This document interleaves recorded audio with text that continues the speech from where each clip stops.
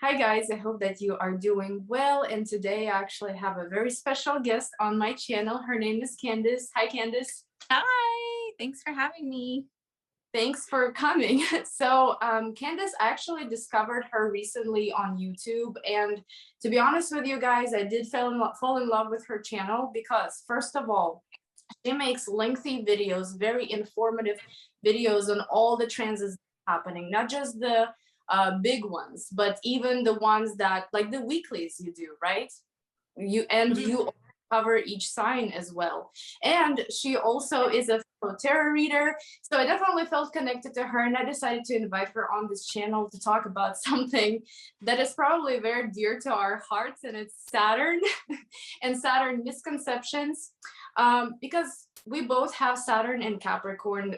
Saturn does make a lot of aspects in our chart, so we know what Saturn is. And I feel like it's been feared.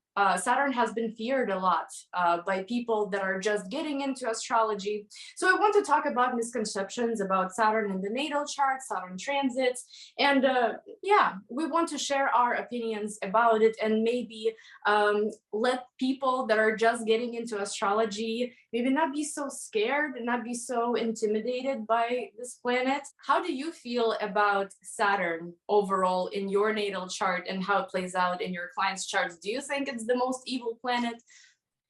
No, I mean, I think it's kind of unfair because I think because we have such prominent Saturn placements in our natal charts that we maybe understand Saturn differently. Do I think it's the most evil planet? No, I think good and bad are all relative. I think Saturn means well, and I think it really took me until right around my Saturn return, just because my Saturn is so aspected, to see Saturn differently. I feel like my passport has been stamped to Saturn and back like a dozen times. There has been so many Saturn themes in my life, and because Saturn is also fused with another planet in an opposition to another, I have maybe had a different experience than most people, but I feel like Saturn has single-handedly like saved me several times, and what I originally thought was a setback or a limitation or the universe saying no was actually just some hard lessons I had to learn to help me be better prepared to receive all of the goodies that came right around 29 to 31. So Right. Saturn is like the strict teacher, the teacher that's just like, get it right.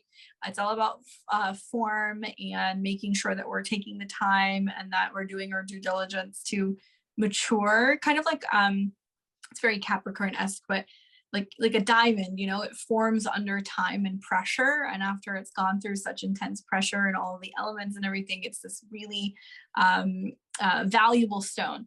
That's how I see Saturn in the natal chart. And also it squares your ascendant, right? Because it's in the fourth house for you. Mm-hmm. By So about 10 degrees. Yeah, by 10 degrees. It exactly conjuncts Neptune in my fourth, and it opposes Jupiter in my 10th exactly. So it's kind of like, here are the hard lessons of isolation, separation from Saturn. This is what you go and teach people. So that's how it's kind of materialized for me. yeah, so what we would like to talk about is the aspects that a lot of people, they're very common, a lot of people have in their charts is Saturn with hard aspects to Sun and Saturn with hard aspects to Moon. When I was talking to Candace before we recorded this video, I was telling her that I would like to cover this aspect as like the relationship with parents, because everywhere, every article you read, you always see that this aspect is like against the parents. And it's like if you have I don't know, Saturn opposing your Sun, that means that your dad was distant, and maybe you had issues with your dad in your childhood and so on. And I started, I guess, getting to know Saturn obviously through my clients' charts, my friends' charts. And I was making this, I don't want to call it a mistake, but I was, every time I would see an aspect like that in a person's chart, and especially if it was a client, I would instantly go to, well, maybe your relationship, with your mom or with your dad, maybe it's a little, challenging, and, maybe, you haven't been getting along. And a lot of times I would receive a no, right? Like, no, my relationship with my family is fine. My mom is fine, she's nurturing and so on. So I started kind of studying it more, started trying to figure out why it's still okay. Like, how come the opposition, for example, or a square to one of these parental placements, why can it manifest in a different way? And I think that, for people that are starting astrology, or for people that are studying astrology, for people that maybe, I don't know, their children have this aspect, for example, in their chart, it doesn't always play out in a way where a negative or challenging aspect to a sun or moon will manifest in a hardship with parents. What is your experience with these?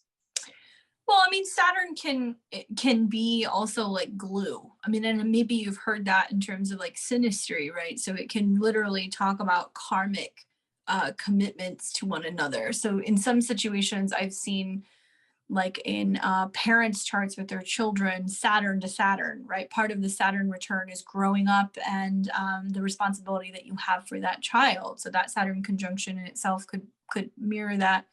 I've seen a lot of like Sun Saturn, strict, authority figures with father or dad implementing the need to be responsible, or from a young age, kind of seeing that more strict, kind of traditional view of life, but also a very committed, hardworking parent figure or father figure, or seeing that from an early, period of time in the childhood. Saturn Moon perhaps maybe could be a slight bit challenging. I mean, if you think about like the sun being exalted in Aries, like the sun Saturn isn't easy either. It can be this denying of joy and life and energy and happiness to be productive or to be responsible.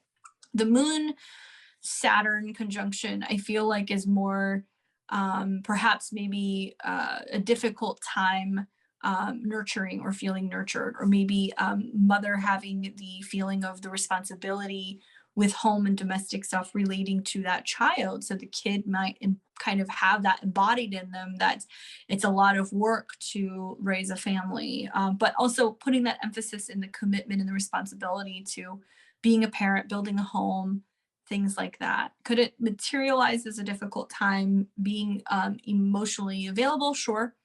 It can be lower moods. That can be another way that it can play out. But that's the problem with cookbook astrology, is that you can look something up in a chart versus looking it up in a book, and it's not always going to be the same, because you may have a moon conjunct Saturn, but it may trine Venus. Exactly. It may trine Jupiter. You have to look at how the other planets are communicating to really paint a fuller picture. Definitely karma is like the word that I would use. And I don't mean that in a negative connotation, because karma is neutral. It's neither good nor bad. It's just where we've been before. So Saturn may serve with a conjunction to a personal planet as the challenges or the karmic relationships or the dynamics or the commitment that we have with that particular archetype as a parent, and why it's important. They might end up being a really significant teacher for us. Exactly. And it's interesting because Saturn and Moon is a pretty challenging aspect, whether it's a conjunction or an opposition or a square, and even a trine sometimes. But what I've noticed about people that have this aspect, they've told me that sometimes they bottle their emotions so much that when they find something funny and they start laughing, like, hard, it almost gets into crying, and not tears of like joy or laughter with like crying, but more like, because the emotions go up, because they're being expressed through laughter, they almost feel like they can switch and start crying about like their life, about their hardships, whatever is there, whatever is bottled. And that is that is difficult to live with emotions that are most of the time under the surface, and only if something can trigger them to come out, that's when they come out. And that's when other emotions can come out, like wanting to cry. And they usually say, at least a lot of them, they usually say that their mothers are very normal, very nurturing, but maybe a mother had to work really hard, and they see their parents as doers, hard workers. Yeah. Yeah, someone that disciplines them in a way, which, you know, every parent should discipline a child anyway to some extent, so it's normal. It can And be about like traditional roles too. So it can be a sense of like, yeah, mom did this, dad did that, or, you know, it can be a working mom. Saturn moon can be a working mom, or some like ancestral patterning relating to sometimes hangups and changes, conflicts, I guess I would say, within relation to maternal figure. So I have seen that as like where the mom works really hard to nurture her child because she may not have had a good relationship with her mother. I've seen that. yeah, yeah, and it's interesting how it plays out because it's not all cut and dry, you know, oh, because you have this aspect, that probably means that, you know, the relationship with your parents is challenging. Because when I came into astrology, that was kind of what, you know, I learned, and I thought that that's what I should use with people, and I realized that it's not always the case. And you know, because you know, I'm a new mom, so I talk about that a lot. But you know, for those that, for example, my child doesn't have it in his natal chart, but for example, if someone's child does, and you know, they don't know how to interpret it because it is Saturn after all, I wouldn't worry, you know, because it can manifest in other ways. Yes, a child can be emotionally maybe unavailable. And sometimes these people say that, you know, they feel okay being emotionally distant from their parents. You know, I don't have that aspect, but I do feel okay being detached from family. Like I moved, you know, forever ago, and whenever I travel to see them, you know, that's good enough for me. Like I don't have that emotional attachment, but I'm comfortable with it, if that makes Right. sense. Yeah, and with Saturn Sun, you know, I have Saturn trining my son, but I have a very distant relationship with my dad. You know, like, can I say that he's like an authority in my life? You know, I guess he was at some point, but I don't have to have a hard aspect between Saturn and Sun to not have a strong relationship with my father, you know, to see him as distant, to I mean, and he was never cold or mean, you know, it's just we just don't have that connection between father and daughter. And, you know, even though it is a trine. So it's interesting how, you know, it can play out for sure. But another thing I would like to talk about is Saturn return, because when me and you met before, we discussed our Saturn returns briefly, and you told me that you had a hard time, and I told you time.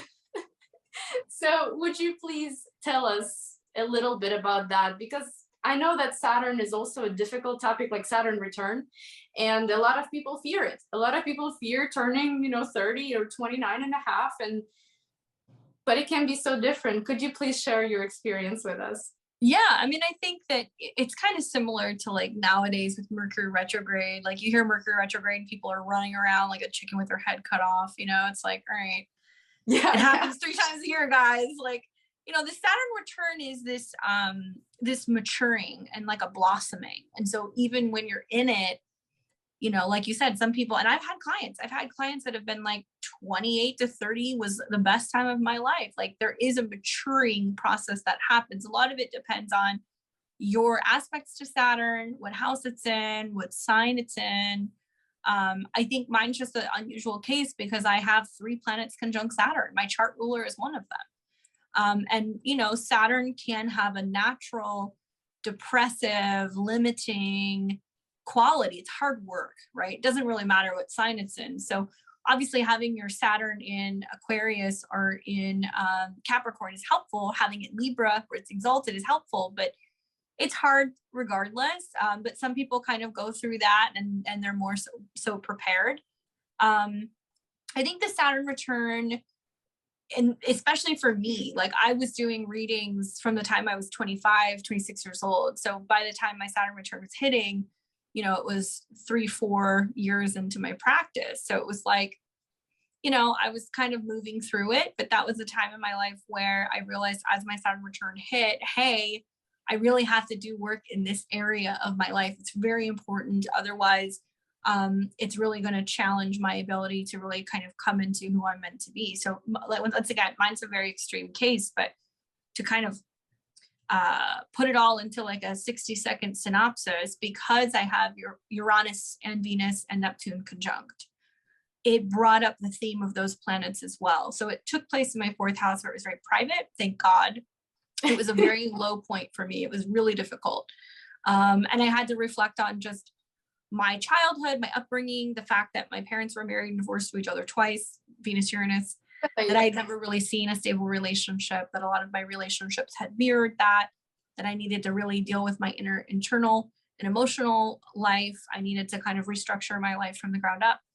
Spent a lot of time at home, rearranging my home, realizing I wasn't happy where I was living, that I needed to move. Went through a really traumatic, kind of difficult breakup. And I guess in retrospect, like I knew, like looking at some of these aspects, these things could happen. I mean, Saturn conjuncted my natal, Saturn and Neptune, and my house flooded. I mean, that's textbook. But it was a manifestation of my emotions that I hadn't dealt with. And I think it was in when I was in it, I was like, oh my God, I'm done. I quit at life. I'm not gonna make it. Like there is a sense of me being like, there is no forest through the trees. But when I turned 30 and Saturn started moving significantly further away, and then even in 2020, when Saturn was going in and out of Aquarius, I felt like I could breathe again. I was a very different person. I lost 65 pounds. I taught myself a lot about self-love, a lot about creating a home within myself. I saved money to pack up and move, was going to buy a house in another city. And right at the tail end of my Saturn return, when I was just getting okay, like being on my own, I met my husband, who happened to be from the past, actually. So that's interesting because I have Venus in the 4th. So he came back, and then very quickly, within 6 months, I moved, we got engaged, we got married. And I wish I could have a conversation with my 26, 27-year-old self and be like, listen, it's going to be okay. You're going to make it. Yeah. And not everybody has that experience. I've had clients that may get married or may launch businesses or have kids or may kind of find their life purpose at 30. So I think now looking back, I'm like, of course, Saturn made me do all of that work so I can be where I'm at now. Of course, you know, Saturn wouldn't let me live in that city or wouldn't let me move in with that person or, you know, created that strife with my parents so I could heal myself. So I'm so incredibly thankful for Saturn now that I've gone through it. But I think the more that we learn about astrology, it's also important to learn that it's not just the Saturn return, the progressed lunar return is also really important as well, which starts when you're about 27, 28, and that's when your progressed moon moves into, you know, its placement of where you were born. So you can actually start seeing the bits and pieces of your Saturn return at 27. That's why they call it the 27 club, because if you're not going to make it during that Saturn return, you're going to start to see it. You're going to start to see it during the progressed lunar return. And I'm kicking myself because I knew, because all of this stuff was coming up at 27, and then I let it go until I was 29, and it was a lot more difficult. But the Saturn return is the real glow up. And I posted it on my Instagram at one point. I had photos of me, not just because it wasn't really about the weight loss. It was just more like, look at the energetic shift from this person to this person. It looks like a totally different person. So yeah, big fan of Saturn myself, but you know, and I try to teach that through working with my clients. I love getting people that are like anywhere between 19 and 25 degrees. So I can remind them that it's not just like a mature in a life thing. It's just that we don't really start to come into our own until closer to 30. And I have a really strong belief that our Saturn placement is very much connected to our previous life karma, similar to the nodes. That there's a lot of us replaying that karma from a past life. And then, you know, it's like, okay, you turn 29, 30, depending on how that period goes, you might be clearing out a lot karmically. So that way you get a fresh start. So then I tell my clients, okay, you know, 30 to 37, that's all on you. So when you have your first Saturn square, post your Saturn return, kind of seeing how things are going and like what you've been building for yourself. And that period of time is interesting to see, because at that point it's, you know, it's what you have made of it since then. Yeah, for sure. And, you know, for me, it's interesting because like, if I compare currently, I have a pretty difficult time with Saturn because not only it's in my 12th house, it's also opposing my moon. Well, it already happened, thankfully, but it's also squaring my sun. and Uranus is also there, you know, doing all those things. And I've just been so drained by that heavy energy, but by the energy of delays and everything, that I think back to my Saturn return. Oh my God, this was such an amazing time. And why? I don't know. Well, first of all, I have Saturn in my 11th house, house of gains, rewards, right? Friendships, community. And for the longest time, I feel like I could not reach any kind of, not even recognition, but just, you know, being appreciated for what I do, being appreciated at work. You know, I had a hard time always. I was always making the least money. You know, I was always just underappreciated and overworked. And when my Saturn return approached, I it's funny because I wrote an article on my website about Saturn return because I started mine, and around the same time I started it, I got in a car accident. Like, it wasn't bad at all. Nobody was injured, nothing. It was not bad. But I was like, oh my God, it's starting. You know, the craziness that everybody's talking about is starting. So I basically wrote an article, you know, like what it's like to have Saturn return in every house and everything. And I don't want to say that I exaggerated it, but I did make it seem, I think, darker than what it actually could be. Not is, but could be for some signs. And I did not delete that article, you know, years later. I wanted to keep it because it's a part of my journey, you know, it's a part of, like, it's my opinion then, you know, and but I made sure to add a note that, you know, like, this Saturn return that I had, it wasn't nearly as bad as I thought it would be. And, you know, I had a harder time experiencing, you know, Saturn to Sun, Saturn to Moon aspect transits, you know, rather than Saturn return. And, you know, after that car accident, I hyped myself up for something, you know, crazy to start happening. However, you know, that's when my business took off. I did break up with a boyfriend, but I mean, it really wasn't traumatic. It wasn't. I knew I didn't want that.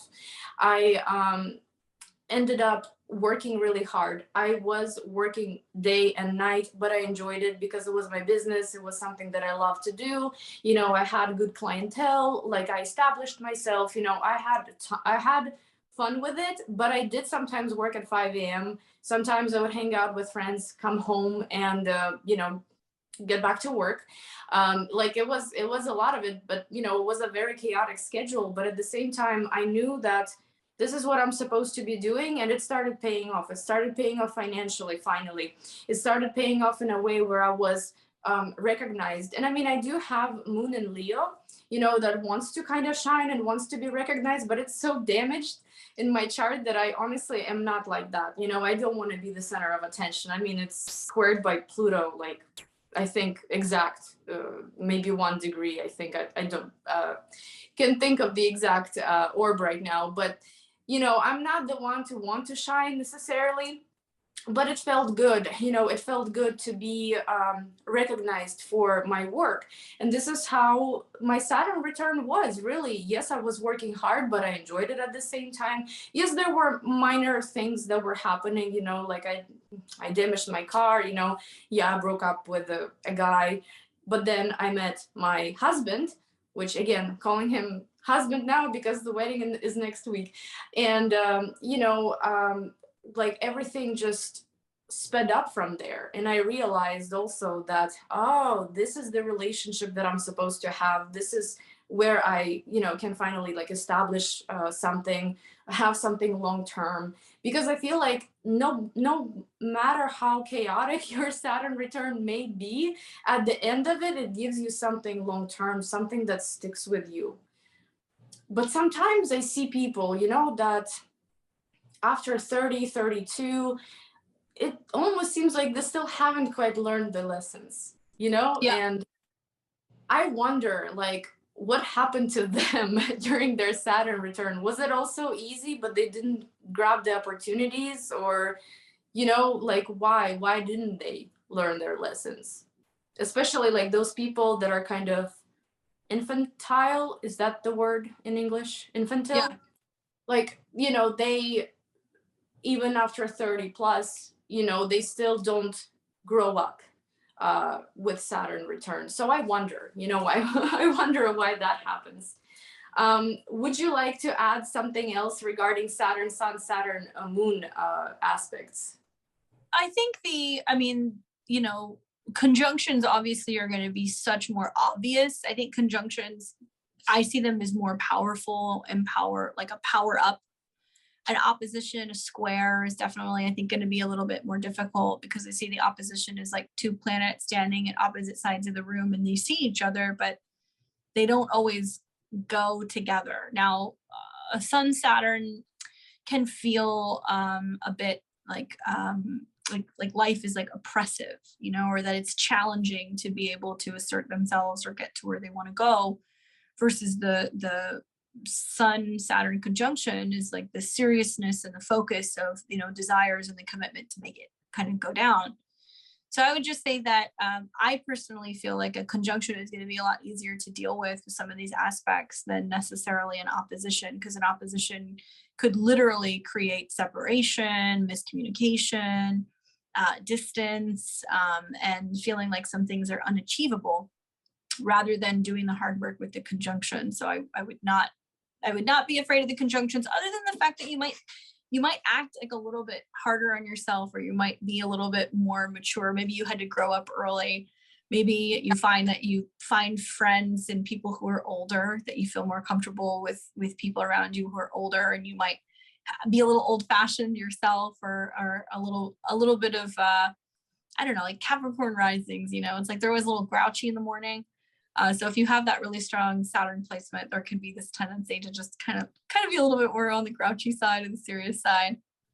Yeah, for sure. And would you say that Saturn return, whether it can be chaotic or not, depends on the natal aspects of Saturn to maybe the, big three, or would you say?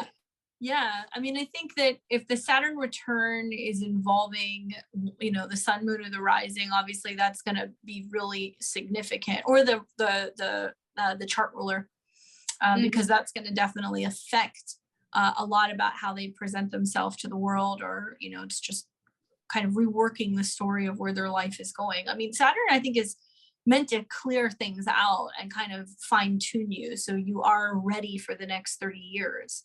And just touching off of what you said about people post 30 who still haven't figured it out. I mean, I'm a real stickler for like telling clients when they're 28 to 31, like, listen, if this is a problem, make it bigger.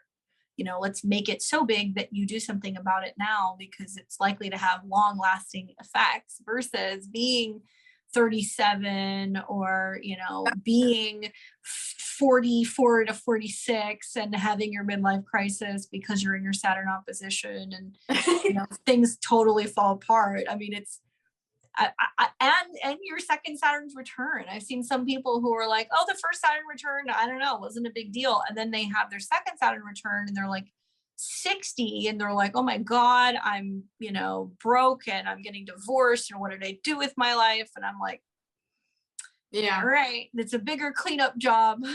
It's the second time around. People after 30, they also get that nodal return, that can catch them and do some stuff, but obviously, I mean, considering that both are karma, the nodes and Saturn, if nothing happened during Saturn return, there is a high chance that something happens, around the age of 30, what is it, 36 and a half, 37? Mm-hmm. Yeah. And I'm really hoping that, it doesn't get me, because I did have an okay Saturn return, but it definitely made me more disciplined. I'm way more serious now. I learned how to work hard and, achieve things. And it's still, Saturn in the 11th, after all, it's still really hard to achieve, things. You have to really, it comes to you with delays, and you have to really be patient, and, you have to be determined, and you have to be realistic. You can't just, if you've seen my vision boards, they're so plain. You know what I mean? Like, I'm not trying to manifest something crazy and wonderful, and because I'm just realistic about what I can achieve, I guess. even on the vision board. So it always sticks with you, you know, no matter if you've been through your Saturn return or not, no matter how well your Saturn is aspected, you know, it's still always going to be present to some extent, I guess. Yeah. I always tell people Saturn delays, he doesn't deny. So Yeah. likely what you're working towards there is delay. Saturn has a connection to time.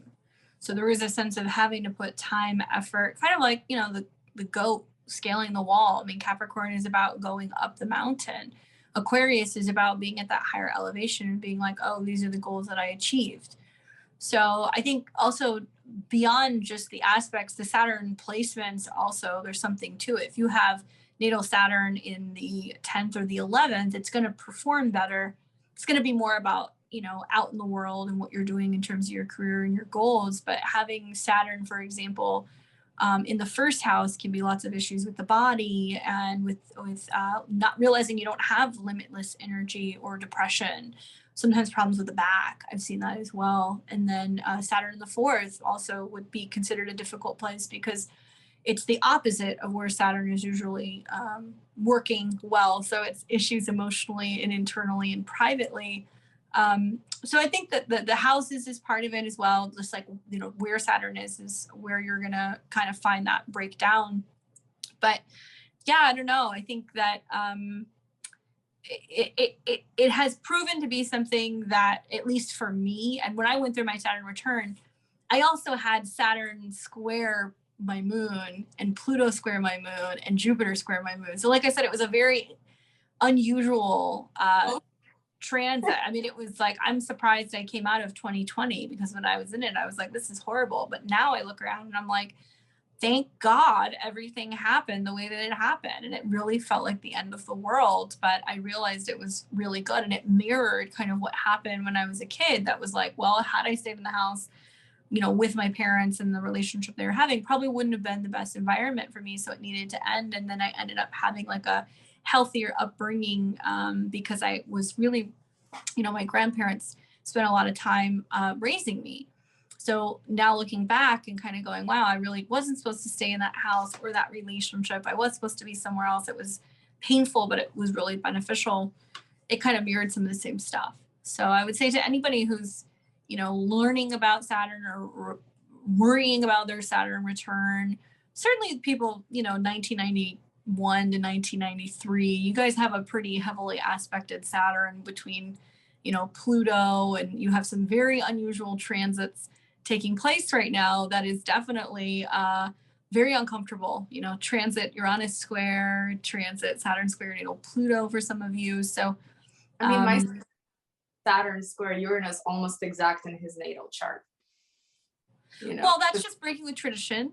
That's all. That's just breaking with tradition. I mean, I think that fixed squares, I'm a fan of oppositions. I feel like in some charts they can actually be like the backbone of the chart. It's not always as difficult as people make it out to be, but yeah, if you're you know, struggling with this, I mean, I would say really people benefit from getting a Saturn return reading probably about as early as 27 or 28, just so you know what's going to go down and you can start seeing the writing on the wall. And you can still get one when you're 29 or 30, but I feel like right around the time you're 31, you're kind of wrapping that up. For some people, I could see that they get a reading then so they can kind of understand just what that whole period was about. But a lot of them are just still in the process of like wrapping their heads around what happened, you know? Yeah, for sure. Do you offer Saturn return readings specifically? Yeah, I do.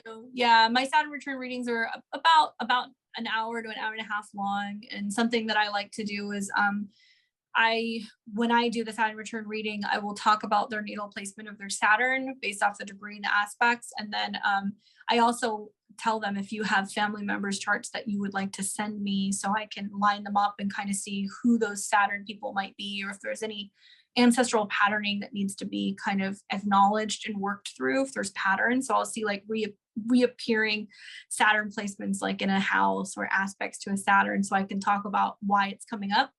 And I actually cast the Saturn return. So most people, when they have the Saturn return, depending on the degree, it's gonna vary from chart to chart, but a lot of people will have the first return and then it retrogrades over and then they have the return again. So I will cast the chart of the first return, talk about what was supposed to come up, cast the chart of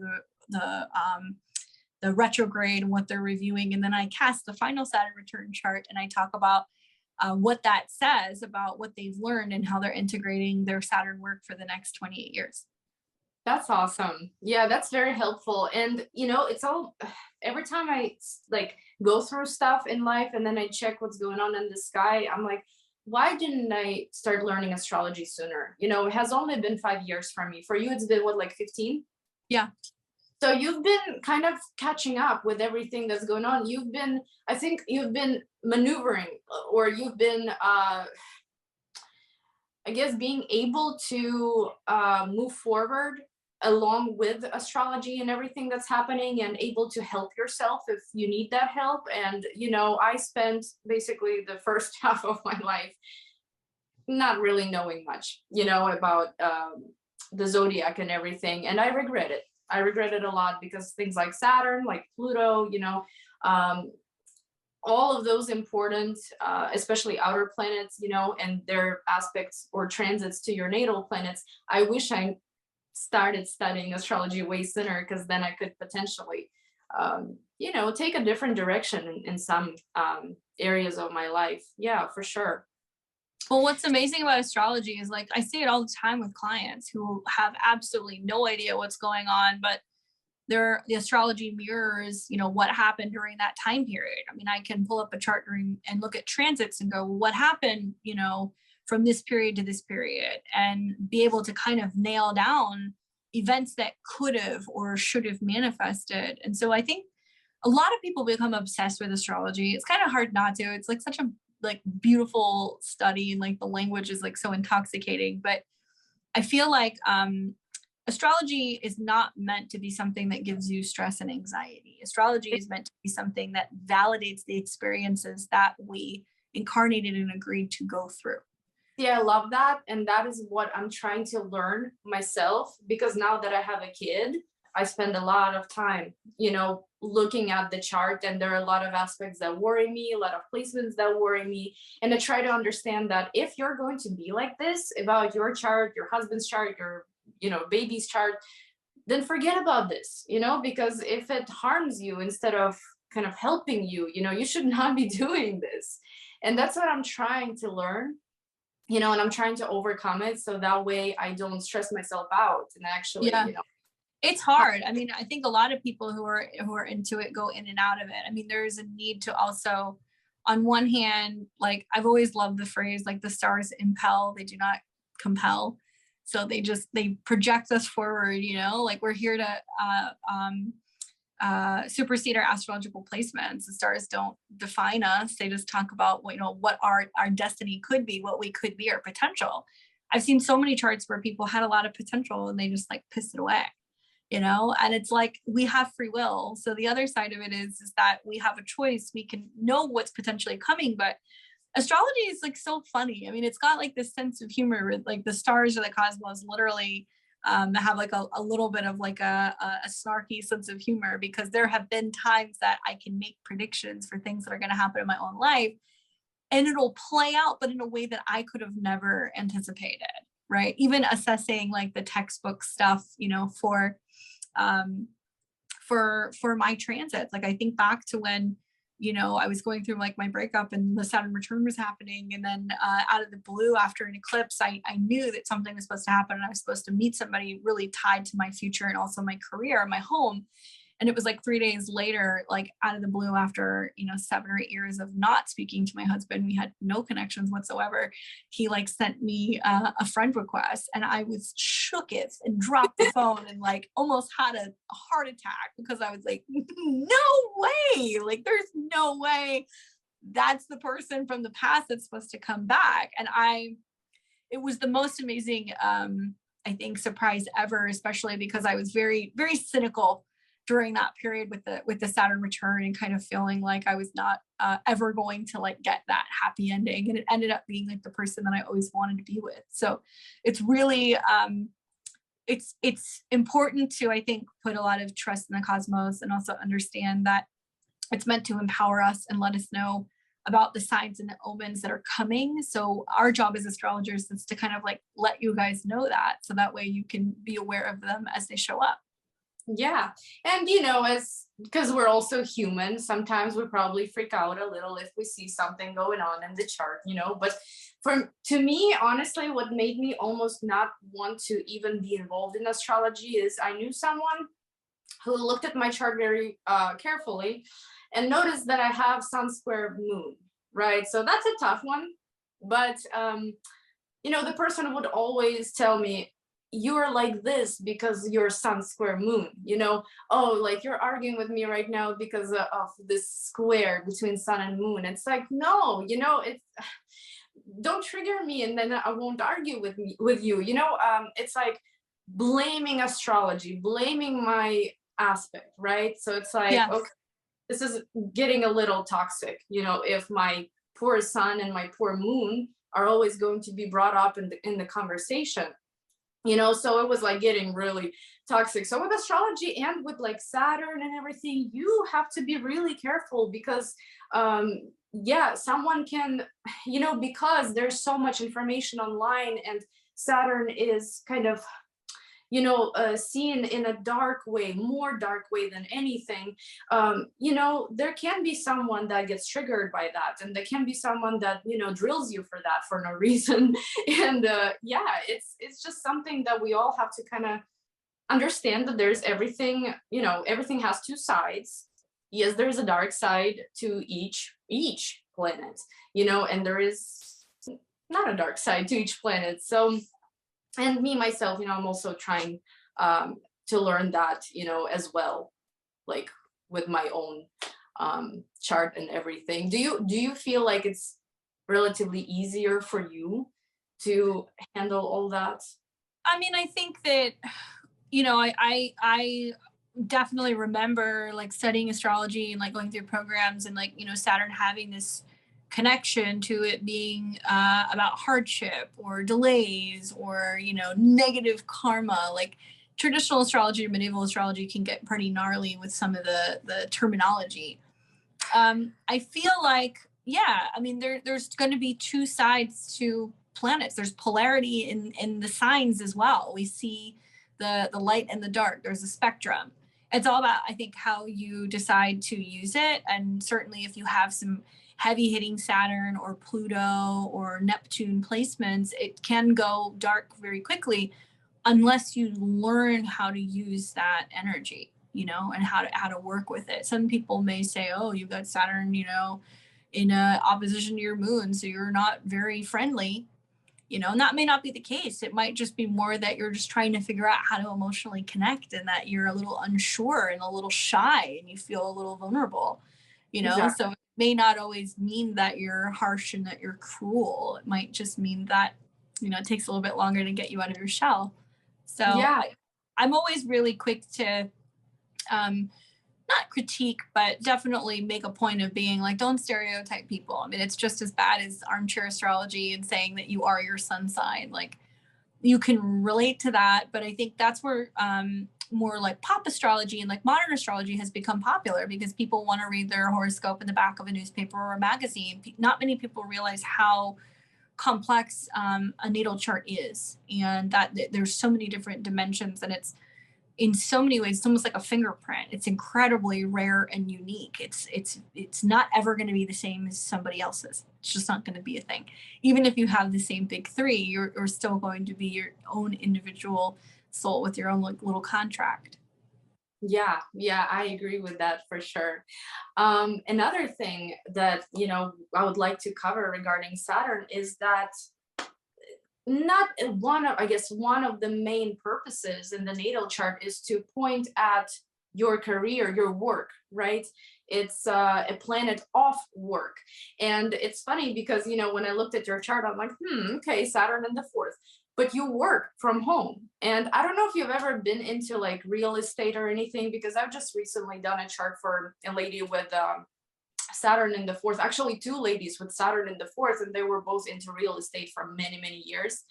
I don't know if it has ever been a thing for you. I know that you own a home, which, you Yeah. know, it doesn't necessarily delay owning a home. It can bring a home.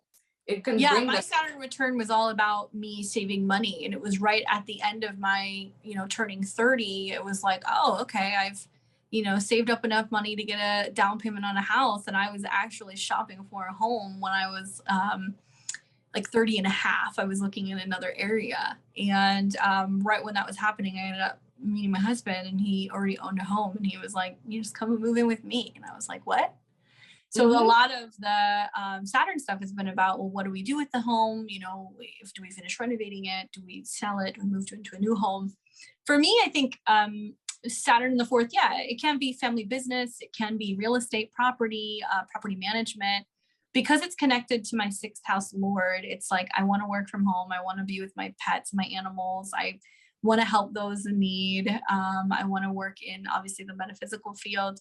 But it's also, I have a very unique kind of eclectic style. I have like a really, I really love being able to like make a house different. I like putting up kind of just weird, strange things that I collect, like occult related art, or like taxidermy pieces, or like random things that I have gotten, like antique occult objects and black mirrors and books.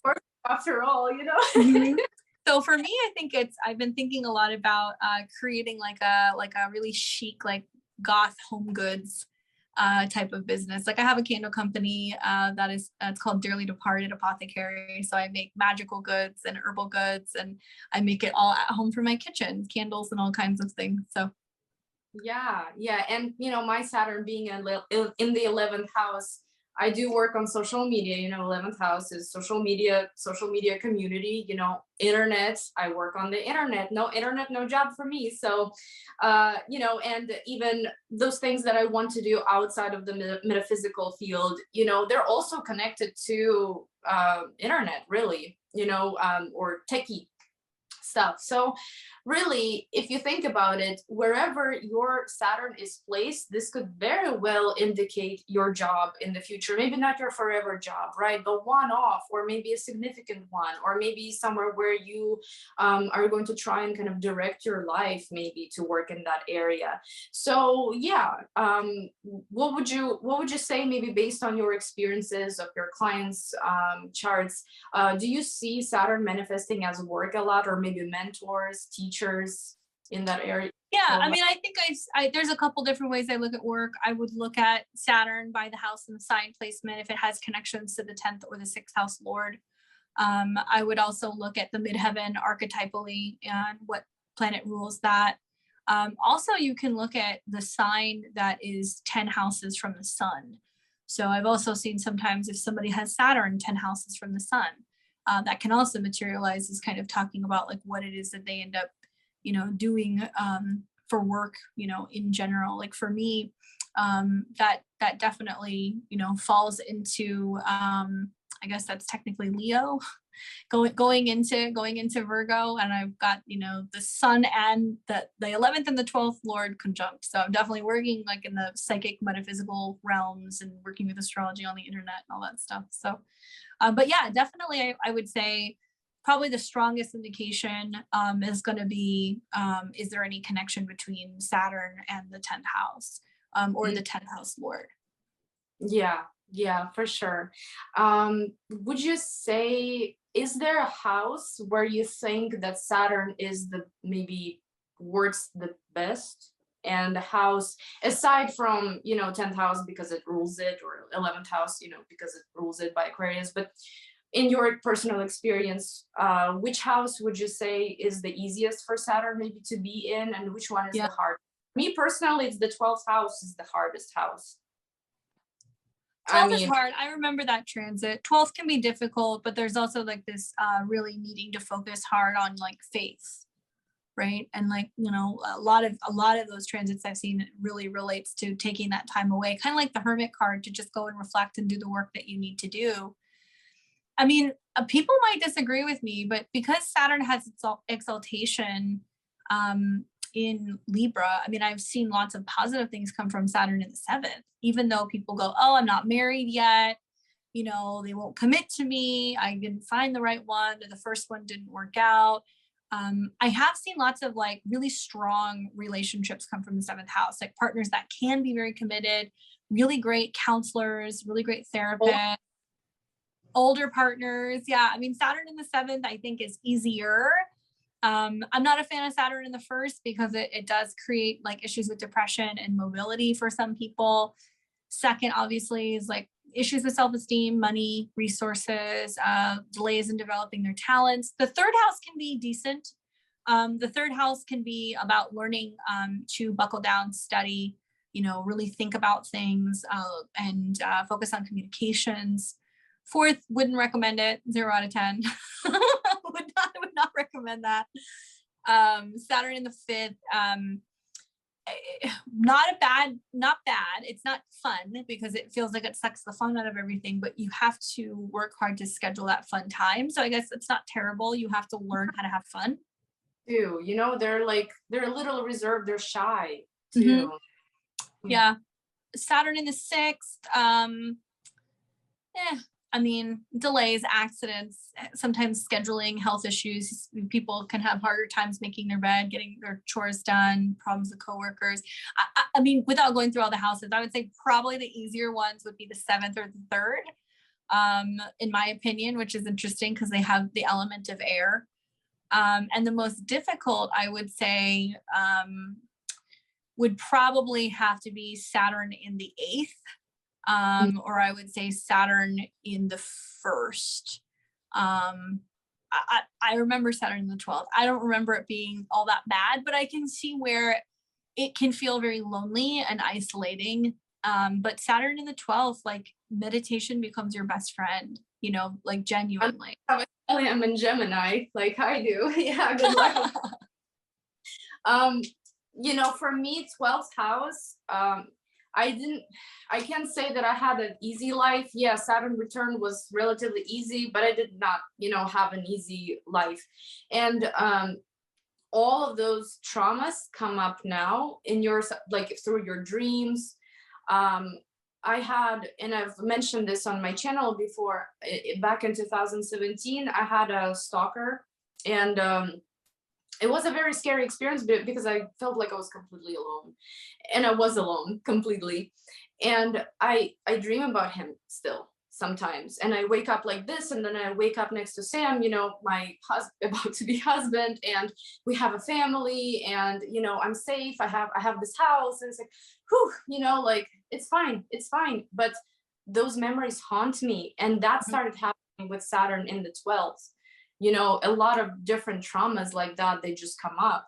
And, I am considering working with a therapist soon as well, because, I've tried like psychiatrists before, like I had, PTSD after it. And it's like, medication, it does help. It does, but it kind of just masks the wound, the wound is on the, so you have to work. You have to do some kind of therapy to be able to actually heal those wounds. And that's what Saturn in the 12th has been pushing me to. When it comes to spirituality, I definitely turned to paganism full force. I was really searching for the belief system for a long time. And I realized that paganism is what works for me, thanks to Saturn in the 12th. But then some people are, you said that you started your metaphysical business or something around that time, or you learned how to read tarot. Yeah, I was also experiencing Saturn in Virgo, and it was trining all of my Capricorn. Oh. And it was sextiling all of my Scorpio. And it was interesting because it was a lot of me going to church, going to Catholic church, and I realized I loved the theatrics of it. It was like, I love the body of Christ and the wine and the incense and all of that stuff, but that wasn't my belief system. So it was really a breaking away from this really structured, like, like sex is bad and all of these things are bad, like breaking that down and really realizing that what I was looking for was like a group or community to belong to. And that's when I started getting more so into herbal magic and learning more about how to like work with like plants, obviously Virgo, which led me down the path of also learning more about like paganism and just modern day witchcraft, like learning how to work with candles and certain oils. And also I feel like Saturn in the 12th meditation, hypnotherapy for trauma, past life regression, lots of things that were coming up from past lives, like that can be the case. And I would say, like in your case, because Uranus rules your natal 12th and it's in the 11th, right? A lot of it can be about maybe doing past life regression or hypnotherapy.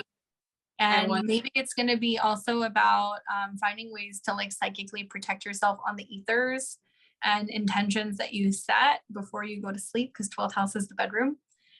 So being that you have Saturn going through there, like all the frequencies in the bedroom, making sure that everything's unplugged, things are turned off, you don't have like a lot of electronics in there, maybe like gridding the bedroom, or like with like crystals, or like burning things, or like maybe almost like writing a spell that you put on the wall or something that's going to protect when you're sleeping.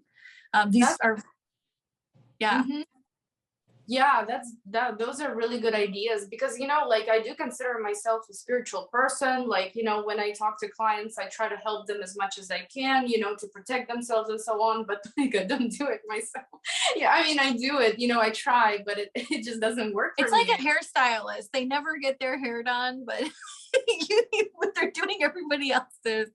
The spiritual practice and the routine is so important. And I think maybe that is a big part of the Saturn transit for you, you know, is realizing that all of the psychic realm, that 12th house, has a real impact on your 3rd house placements, like mentally. So it's like doing the work that you need to do to know that you're, you know, kind of protected. Yeah, for sure. It's definitely a journey, and I cannot wait for it to move into Pisces. I wonder, you know, what's that energy gonna be like.